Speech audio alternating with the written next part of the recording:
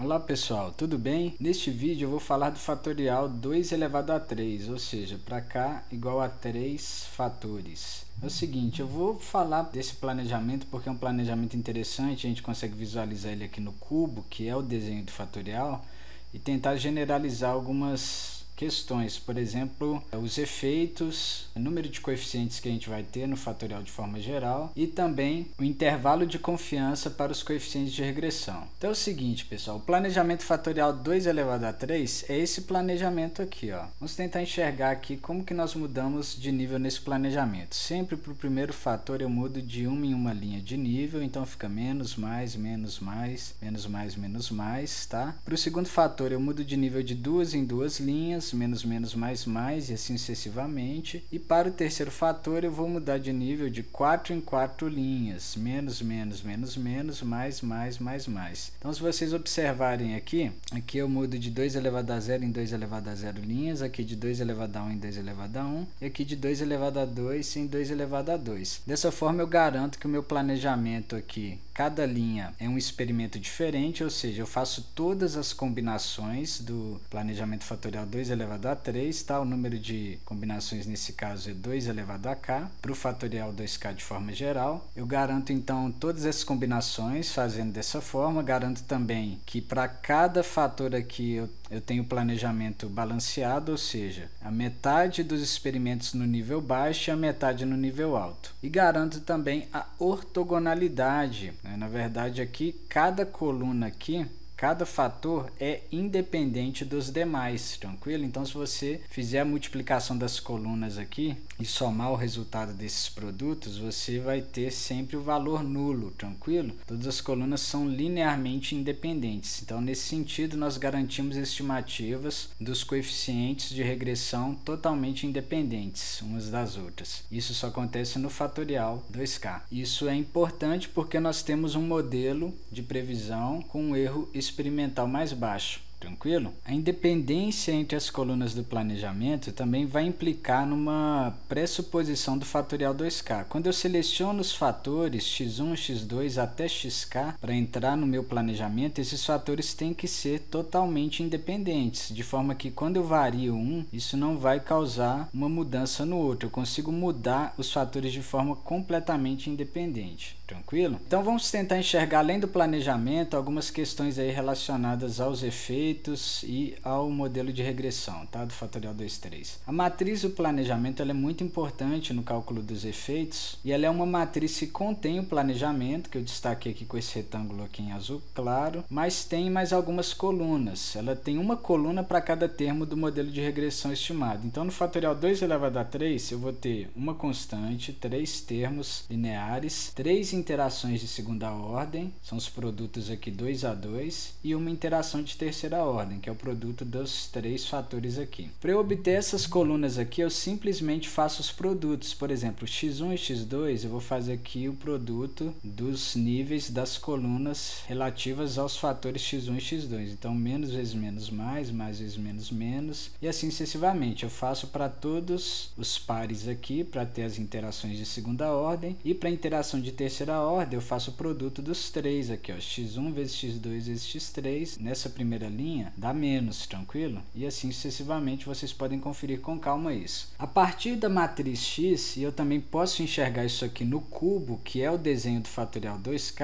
a gente percebe que para cada eixo eu tenho aqui x1, x2 e x3 aqui nesse eixo. Eu tenho os dois níveis dos fatores, então cada vértice do cubo aqui eu tenho uma combinação, uma linha aqui do planejamento, tranquilo? E dessa forma eu consigo enxergar no cubo aqui como que é calculado o efeito de cada fator. E dessa forma também eu posso pensar no contraste das somas e também nos coeficientes para análise de variância. Então para o fator x1, por exemplo, já até coloquei aqui nos vértices, em azul claro aqui, todos os experimentos que eu faço no nível menos 1, e em azul escuro, todos os experimentos que eu faço no nível mais 1, no nível alto, tranquilo? Então eu estou trabalhando aqui sempre de forma codificada. Nesse sentido, esses experimentos aqui no nível mais baixo, são os experimentos que eu faço nessa face aqui do cubo, ou seja, esses 4 experimentos, independente dos níveis dos outros fatores, x2 e x3, x1 nesses 4 experimentos está no nível baixo. E esses outros 4 experimentos aqui do outro lado são os experimentos que eu faço no nível alto. Então, o contraste da soma dos resultados da resposta no nível mais e no nível menos é que eu vou utilizar para calcular os efeitos, ou seja, a média aqui no nível mais menos a média no nível menos, a média desses 4 em azul escuro menos a média desses 4 em azul claro é que vai me dar o efeito de x1, tranquilo? Eu posso pensar da mesma forma para x2, eu vou ter aqui os experimentos no nível baixo, no nível menos codificado aqui de x2, nessa face aqui de baixo do cubo,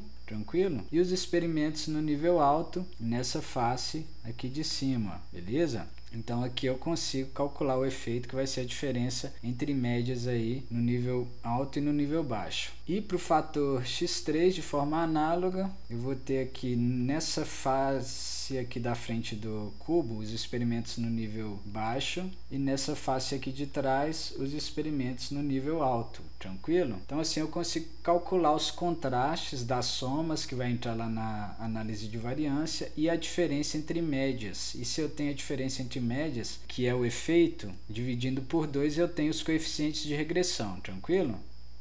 Eu posso pensar de forma análoga para as interações. Então aqui eu tenho as 3 interações de segunda ordem. Eu já deixei aqui colorido para facilitar o nosso trabalho. Mas basicamente, para esse primeiro caso onde eu tenho a interação entre x1 e x2, nós podemos ver que os experimentos, se eu pegar aqui a interação entre x1 e x2, eu vou considerar essa face aqui da frente ou essa face aqui de trás do cubo. Porque aqui eu tenho x1 no eixo horizontal e x2 no eixo vertical. Então eu tenho esses 2 experimentos aqui, ó, que o produto de menos vezes menos e mais vezes mais dá mais 1, e eu tenho esses 2 experimentos cruzados que vai ser menos vezes mais e mais vezes menos que dá menos 1. E na face de trás a mesma coisa. Então eu fiz aqui, ó, de um polígono, que eu vou pegar aqui as 2 diagonais dos quadrados aqui, unir num polígono que eu coloquei num laranjado mais forte e um outro polígono no laranjado mais fraco. Esses 4 aqui do laranjado mais forte seria a interação no nível alto e esses outros 4 a interação no nível baixo. E assim eu consigo, a partir da média desses 4 experimentos aqui, menos a média desses 4 experimentos, calcular o efeito da interação entre x1 e x2. E para as outras 2 interações eu vou fazer de forma análoga. Se você quiser ver com calma, pausa o vídeo e pensa aqui em cada interação e ver se faz sentido o que eu desenhei aqui. Por fim, para a interação de terceira ordem, eu vou considerar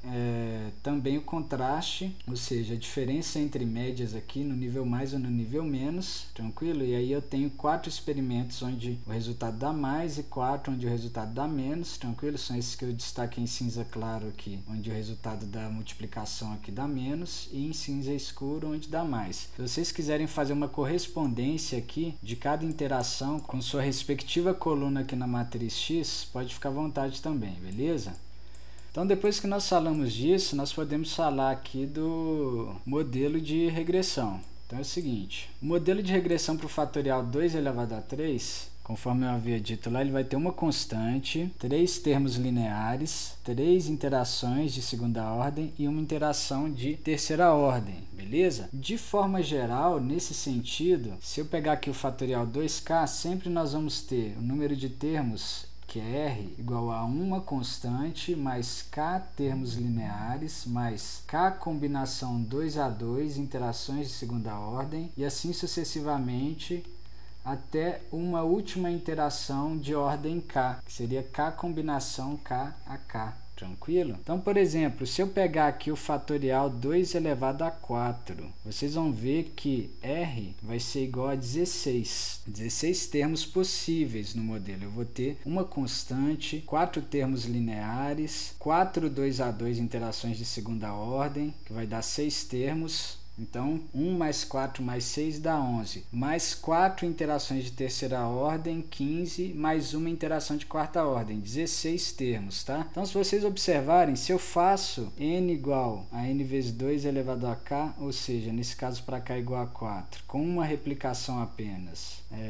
16 experimentos, eu vou ter N igual a 16 e R igual a 16. Portanto, não vai sobrar graus de liberdade no meu modelo para estimar o erro experimental. E nesse sentido, o que acontece? Eu consigo, se eu faço o fatorial sem réplicas, ou seja, uma rodada apenas do fatorial, igual eu coloquei aqui para o caso do 2 elevado a 3, ó, a matriz X e o planejamento, eu consigo estimar o modelo de regressão, porque eu consigo fazer a diferença entre médias e consigo estimar os coeficientes, que é o efeito, ou seja, a diferença entre médias dividido por 2. Mas não sobra grau de liberdade para estimar o erro experimental. Porque eu já mostrei para vocês em vídeos anteriores que o número de graus de liberdade do erro experimental é igual a n menos r, tá? Então, se eu tenho n e r iguais, o número de graus de liberdade do erro é nulo e, consequentemente, eu não consigo estimar o erro experimental e nem testar a significância dos coeficientes, nem fazer a análise de variância. Lógico, eu consigo ver pela magnitude, pelo valor dos coeficientes, aqueles que são mais importantes, tá? Mas eu não consigo testar estatisticamente. Então, o que a gente pode fazer? Uma questão é óbvio que seria a replicação. Eu fazer sempre n maior ou igual a 2, tranquilo? Que aí eu vou ter, no mínimo, o dobro de experimentos em relação ao número de termos, se eu considerar o modelo completo, tá? E outra opção é desconsiderar alguns coeficientes no modelo. Então, o que seria essa questão de desconsiderar alguns coeficientes no modelo? Eu vou falar disso bastante quando a gente estiver falando de fatorial fracionado, mas eu posso adiantar alguma coisa aqui agora já. Basicamente seria o seguinte: eu posso colocar os coeficientes aqui, ó, em ordem de importância. Sempre eu vou ter aqui os coeficientes lineares primeiro, os coeficientes de interação de segunda ordem em segundo, de terceira ordem. Vou colocar L aqui, tá? Ao invés de K, que seria a próxima letra, porque o K a gente já usa para o número de fatores. E assim sucessivamente. Quanto menor a ordem dos coeficientes, maior a importância, tá? Então, eu sempre vou levar em consideração em um modelo esse princípio que a gente chama de hierarquia dos efeitos. Os efeitos de menor ordem são mais importantes, então os efeitos principais primeiro, depois as interações de segunda ordem. A constante a gente nem conta porque ela está relacionada a um efeito geral, tá? Mas lógico, ela sempre vai estar no modelo aqui, pelo menos quando a gente fala de planejamento fatorial e de superfície de resposta.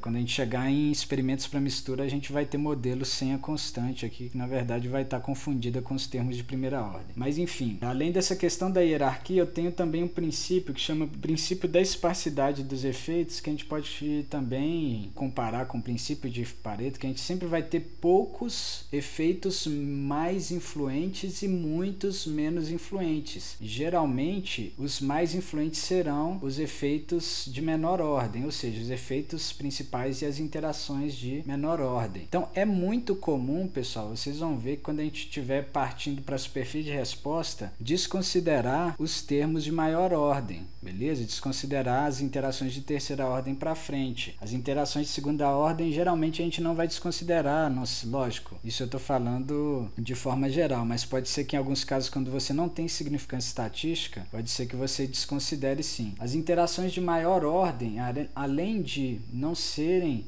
sempre significativas, elas são de mais difícil interpretação, então também tem essa outra questão, tranquilo? E para finalizar essa aula aqui, essa é uma aula que eu estou tentando complementar algumas questões do fatorial, mas para finalizar essa aula, eu vou só falar aqui de intervalo de confiança para coeficientes de regressão. É o seguinte, pessoal, eu já expliquei para vocês que assim como nós temos um modelo para estimar a resposta, que é uma função, né, dos fatores de controle, nesse modelo eu tenho coeficientes beta 0, beta 1, beta 2 até beta k e todos os coeficientes de interação que são estimativas, tá?